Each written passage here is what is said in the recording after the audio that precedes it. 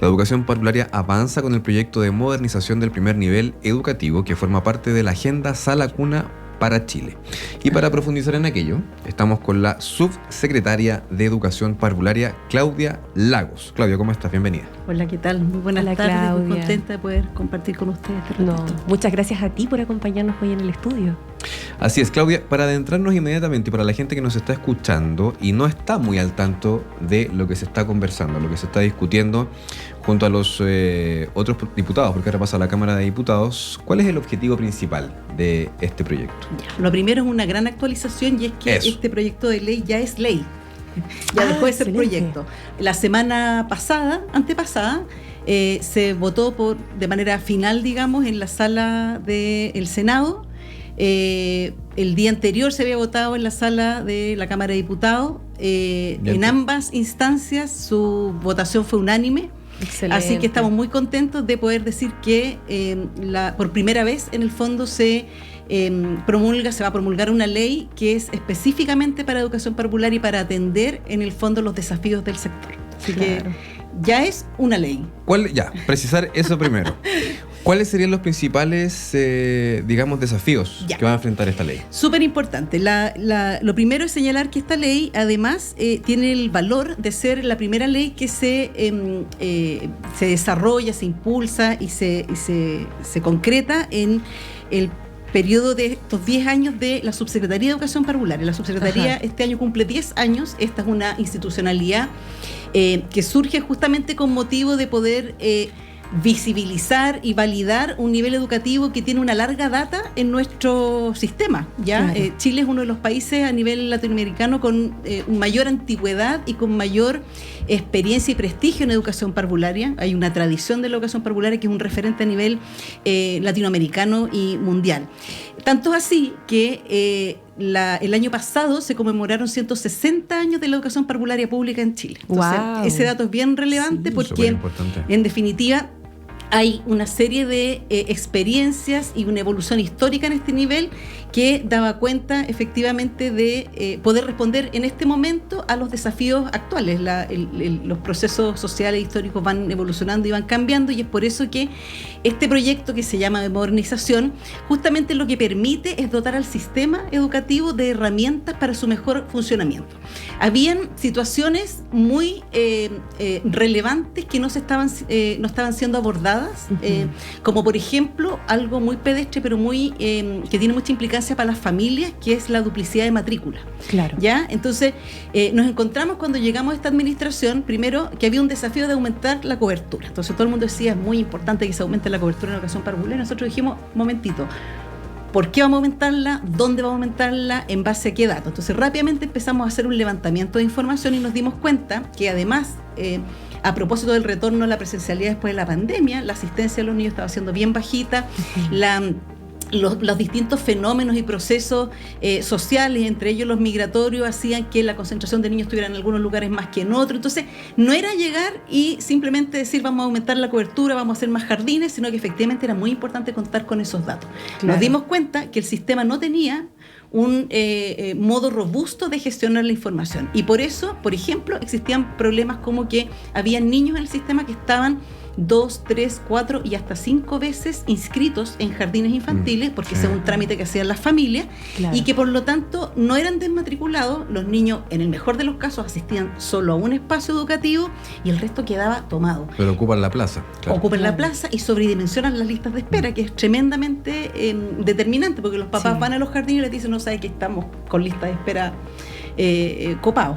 Entonces, este ordenamiento tan básico, pero que no existía, en el fondo era importante legislarlo, es decir, que esto no pasara solo por la voluntad de un gobierno o de una administración de decir, oye, vamos a tener vigilancia de hacer este ordenamiento, sino que fuera ley. Ese es un elemento clave, y que en los primeros approach que hicimos, sin siquiera tener todavía la ley, logramos disponibilizar cerca de 10.000 cupos. Si tú analizas que un jardín infantil tiene 100 niños, 120 niños promedio, estamos hablando de 100 jardines que no hay que construir, o sea, que simplemente hay que ordenar. Que se descongestionaron inmediatamente. Exactamente. Entonces, por eso que era tan importante legislar respecto de esto. Otro elemento súper importante es que ahora hay responsables. Exactamente. Y ahora alguien tiene que hacer la pega. Exactamente. Y además, por ejemplo, nos pasaba mucho que desde la oferta pública, por todas las normativas y todo, y por toda esta experiencia que yo te contaba, tenemos bastante información. Hay que articularla, todo lo que tú quieras, pero existe. Pero de lo que no sabemos nada, porque no había regulación, era de la oferta privada. Y eso es tremendamente complejo, porque en el fondo de los únicos jardines privados de los que tenemos información son de aquellos que voluntariamente quieren adscribirse a las certificaciones de educación parvularia, que en este caso es la autorización de funcionamiento. Pero hay muchos que no, con todas las implicancias que ustedes conocen en el fondo, de que hay jardines que operan como jardines pero no tienen el estándar para hacerlo, etcétera, y con todos los peligros que eso además reviste. Entonces, esta ley además lo que dice es que todos los sostenedores tienen la obligación de reportarse en un registro de jardines infantiles, donde vamos a tener la información por fin de un montón de espacios educativos que no conocíamos, y también vamos a poder definir si son efectivamente espacios educativos o no. Entonces le vamos a decir, usted o adscriba todos estos estándares, que son un montón en educación parvularia y que son muy importantes porque son los que garantizan la seguridad y el bienestar de los niños, o simplemente usted no puede llamarse jardín infantil. O sea, es transversal, Claro. ahora para todos los espacios. Sí, exactamente. Eso que decía usted, subsecretaria, al principio de esta conversación, me parecía muy destacable, además, porque siempre nos fijamos como en las cosas malas, ¿no?, que tenemos como país o como Estado, pero me parece que es motivo de celebración que la educación parvularia en nuestro país tenga una trayectoria tan firme y que se tome como un tema tan serio, porque además, y aquí usted nos podrá ilustrar más al respecto, estamos hablando de una etapa que es muy formativa en los seres humanos. O sea, no solamente podemos hablar de infancia, porque esto es formativo para el resto de nuestras vidas, ¿no? Bueno, eso es bien importante, porque algo que yo siempre trato de representar es que los niños no son una hipótesis del mundo adulto, no son algo que va a pasar. Pues se habla mucho del futuro, los niños son el futuro, etcétera, y eso tiene una dimensión que es real, pero también tiene otra que desconoce, que es que los niños son el presente. O sea, en el fondo, las sociedades que han podido avanzar en sus transformaciones, en una perspectiva más de cohesión social, de enfoques más dialógicos para abordar los problemas, y sobre todo una construcción de ciudadanía, son sociedades que han visibilizado a las infancias y han promovido culturas de las infancias, es decir, responsabilizar a todo el mundo adulto de generar condiciones para que los niños puedan incidir en los espacios que habitan. Y eso es bien importante, porque es algo que ocurre en los primeros años de vida.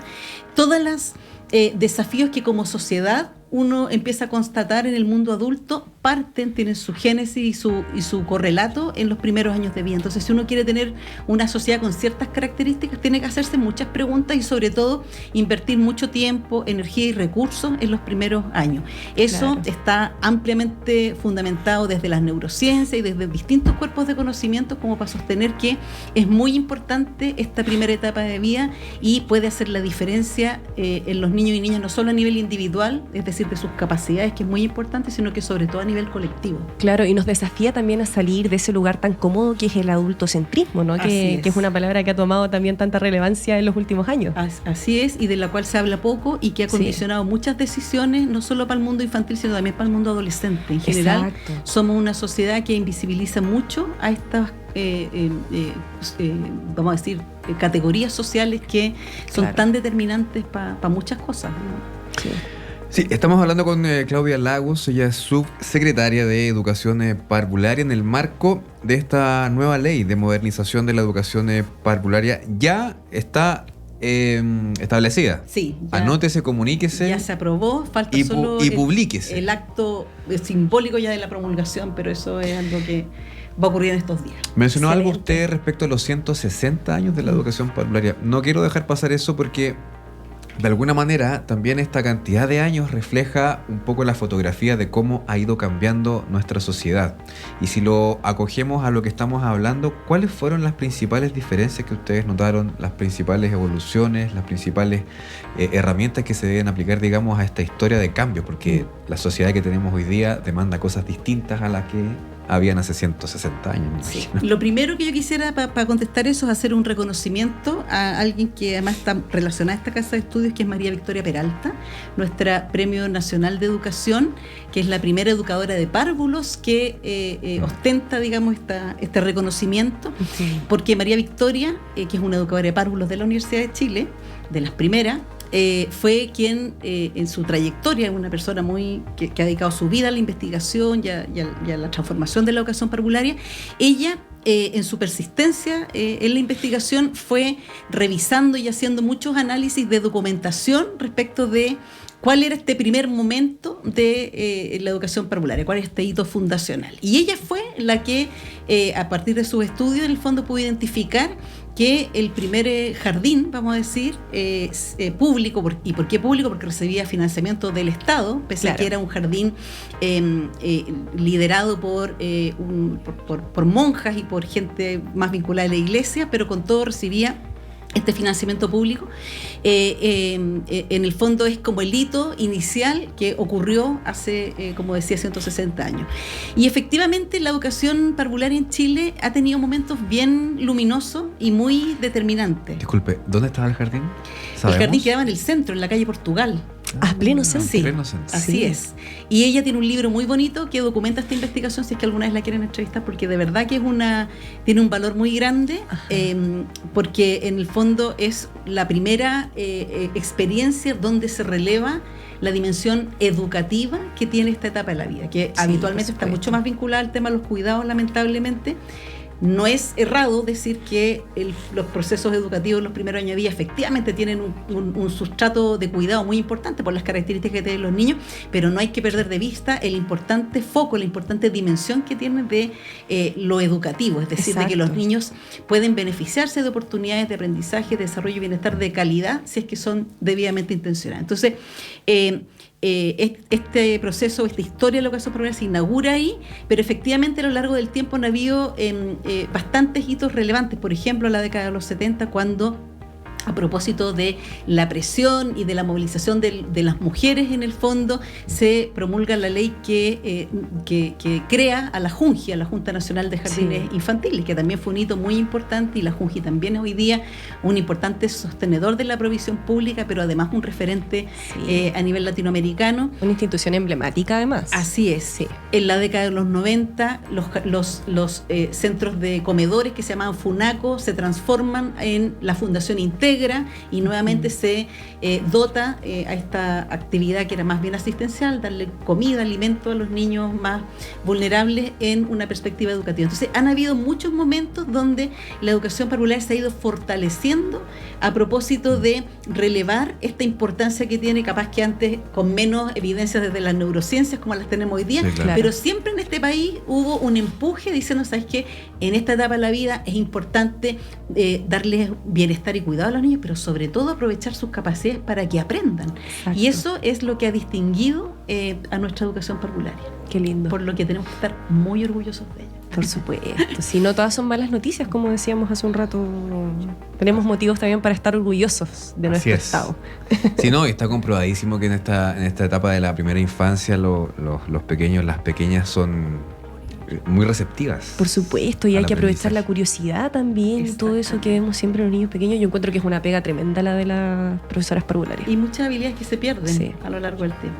Porque jugar es una actividad inherente al ser humano, explorar, esta curiosidad innata, etcétera. Por alguna razón, después, por distintos procesos de socialización, las perdemos. Sí, muy importante. Nos contaminamos. Cierto. Subsecretaria, ¿hay ahora una obligación por parte de los sostenedores de tanto público como privado para entregar información respecto a su establecimiento? El tema de la centralización también y la descentralización, ¿cómo se vislumbra ese espacio con jardines que hay, no sé, me imagino en lo más al norte posible o lo más al sur posible? ¿Cómo llegamos a esos espacios? Eso tiene, desde la ley de modernización tiene dos implicancias bien relevantes. La primera es que, a propósito de esta mejor gestión de la información, vamos a tener muchos más elementos para decir dónde tenemos que llegar con la oferta, con la provisión, dónde se necesita con mayor urgencia y con qué características. Eso es bien importante porque eso es lo que nos van a proporcionar los datos.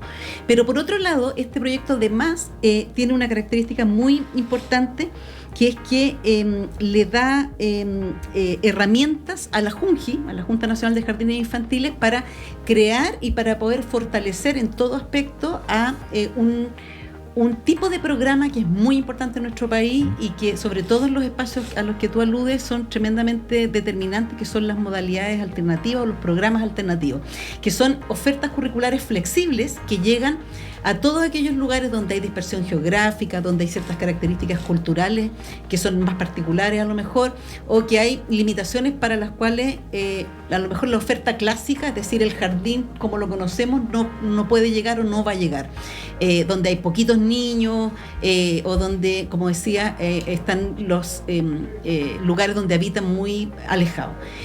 Para eso existe una oferta fundamental que también lleva mucho tiempo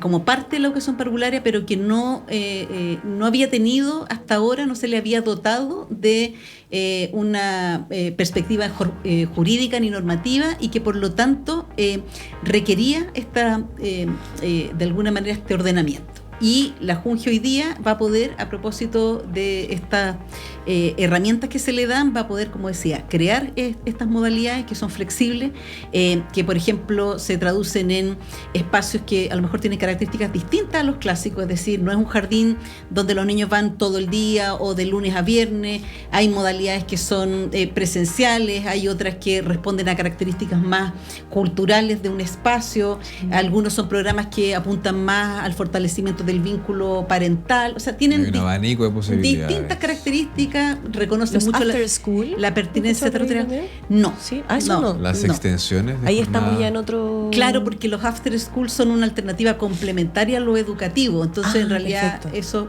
no entra dentro del ámbito de la educación. Claro. Pero sí los programas alternativos existen muchos, tanto en Junji como en Integra. Por ejemplo, existe el Jardín sobre Ruedas, existen programas clásicos de la Junji como el Conozca a su hijo, hay un programa de hecho radial, que es un programa educativo que se reconoce como una modalidad alternativa, y que son en el fondo espacios que proporcionan educación para los niños y niñas en un formato diferente, pero muy necesario para ciertas comunidades que son parte también de nuestro territorio y de nuestros ciudadanos, en el fondo. Exacto.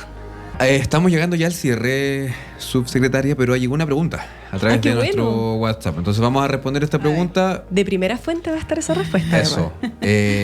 Breve, ojalá, y para ya poder avanzar con el programa.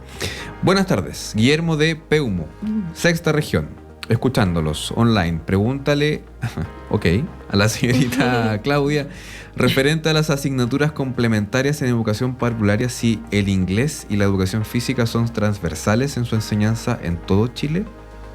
No son transversales, pero están presentes. Una característica que tiene el currículum de educación parvularia, que son las bases curriculares, es que es un marco de actuación que, si bien tiene ciertos elementos y componentes que son esenciales en términos de aprendizaje, que se promueven y que se requieren desarrollar, sí abren la posibilidad para que cada programa tenga una perspectiva de complementariedad de acuerdo a las características del territorio. Entonces, hoy día esas dos dimensiones no son explícitamente obligatorias o no son parte, vamos a decir, del currículum, pero sí el currículum permite que puedan desarrollarse sin ningún problema. Sin perjuicio de eso, todo lo que tiene que ver con el desarrollo de la corporalidad y de la expresión de los niños es algo que es tremendamente determinante, que está presente en el currículum y que se orienta desde la perspectiva educativa en todo el país. Y sobre una segunda lengua, la verdad es que la orientación actual, que es algo que por supuesto se está revisando, es que lo primero que tenemos que afianzar en esta primera etapa de vida es la lengua materna. Entonces, lo que efectivamente nosotros privilegiamos es que los niños puedan desarrollar de una manera amplia y profunda esa capacidad para poder después, a propósito de eso, acceder a otras lenguas. Así que por ahora no, pero eso es algo que puede siempre considerarse y complejizarse. Me da la impresión que en el sector privado no está más asociado a estas herramientas que se establecen desde pequeño, porque están dentro de la misma institución, ¿no? Exactamente. Son un complemento, ya vienen de... Así es, y es por la libertad que permite el currículo, este marco de actuación que permite ampliarse. Súper. Subsecretaria de Educación Parvularia, Claudia Lagos, muchas gracias por haber estado con nosotros. Muchas gracias, subsecretaria. Muchas gracias a ustedes, y disponible para conversar sobre infancia cuando quieran. Sí, fue una gran conversación. Muchas gracias, Catalina. Nos vemos la próxima semana. Nos vemos la próxima semana. Vamos a un breve corte y ya volvemos con más La Fuente a través de las pantallas de Uchile TV, también el 102.5 Radio Universidad de Chile. 10 años. Una década de compromiso con una educación parvularia de calidad. Ministerio de Educación, Gobierno de Chile. Chile avanza contigo.